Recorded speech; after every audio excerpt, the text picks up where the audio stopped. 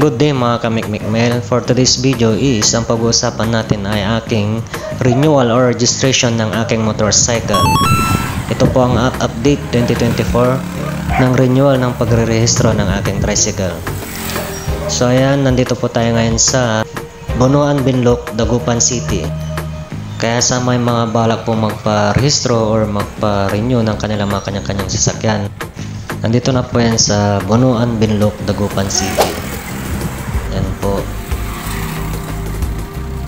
So ang unang ko pong gagawin ay ito. Ako po ay nagpa-insurance po.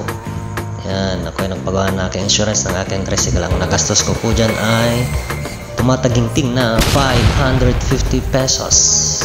So ang pangalawa ko pong ginawa ay pinunta ko na po sa emission testing center ang aking tricycle upang ma-check na po at may emission test ang aking tricycle. At ang nagastos ko po dyan ay tumataginting na 450 pesos. Yan ang po, emission pass. Tapos na po, na emission test ang aking tricycle. So ayan, pagkatapos ko magpa-emission test, bumalik po ako sa opisina sa Bunuan, Binloc, Dagupan City. So ayan, tayo ay papasok na po dyan.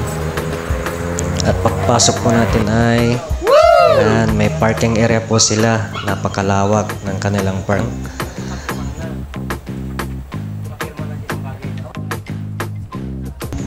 May babayadan lang po na 20 pesos sa parking area nila. Napakalawak, sulit. So yan, pagkatapos ko mag-park, yan, punta na po ako sa malapit sa opisina ng LTO at ako po ay nagpa-stencil ng aking tricycle. At ang nagastos ko sa pagpapa-stencil ay tumataginting na 50 pesos. So nandiyan na po tayo sa loob ng opisina ng LTO at aking ipinasa ng aking mga papeles na kailangan sa loob.